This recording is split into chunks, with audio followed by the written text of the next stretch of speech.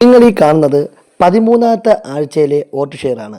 അതായത് big boss ഫിനാലയ്ക്ക് തൊട്ട് മുമ്പുള്ള ആഴ്ച. ആ ആഴ്ച ഔട്ടായത് സാബുമാനാണ്.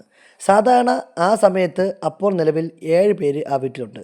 നോർമലി ഡബിൾ എവിക്ഷൻ നടത്തിയതിനു ശേഷം ആ ഫിനാലെ വീക്കിൽ ഒരു മിഡ് വീക്ക് എവിക്ഷൻ നടത്തുന്നതാണ് ബിഗ് ബോസിൻ്റെ പതിവ്. എന്നാൽ ഈ 13ാമത്തെ ആഴ്ച ഒരൊറ്റ എവിക്ഷൻ മാത്രമാണ് നടത്തിയത്. അതായത് സാബുമാൻ്റെ മാത്രം. ഡബിൾ എവിക്ഷൻ നടത്തുകയാണെങ്കിൽ സാബുമാനോടൊപ്പം തന്നെ നമ്മുടെ ആദിലയും ബിഗ് ബോസ് വീട്ടിൽ നിന്ന് വിട പറഞ്ഞേനെ. അങ്ങനെ വന്നു കഴിഞ്ഞാൽ ഫിനാലെ വീക്കിൽ നൂറയ്ക്ക് കുറച്ചുകൂടി കൂടുതൽ വോട്ട് കിട്ടിയേനെ. അതായത് ആദിലയുടെയും നൂറയുടെയും വോട്ട് സ്പ്ലിറ്റ് ആകില്ലായിരുന്നു. അപ്പോൾ എന്തിനു വേണ്ടിയാണ് ബിഗ് ബോസ് സാധാരണ ചെയ്യുന്ന രീതിയിൽ നിന്ന് മാറി 13ാമത്തെ ആഴ്ച 7 പേര് അവിടെ ഉണ്ടായിരുന്നിട്ടും ഡബിൾ എവിക്ഷൻ നടത്താതെ സിംഗിൾ എവിക്ഷൻ മാത്രമായി നടത്തിയത് എന്നുള്ളത് ഇന്നും ഒരു ചോദ്യചിഹ്നമായി അവശേഷിക്കുന്നു. ബിഗ് ബോസ് സ്ക്രിപ്റ്റഡ് അല്ല എന്ന് പറഞ്ഞാലും ബിഗ് ബോസ് നല്ല രീതിയിൽ പ്ലാൻഡ് ഗെയിമാണ് എന്നുള്ളത് ഇപ്പോൾ മനസ്സിലായി.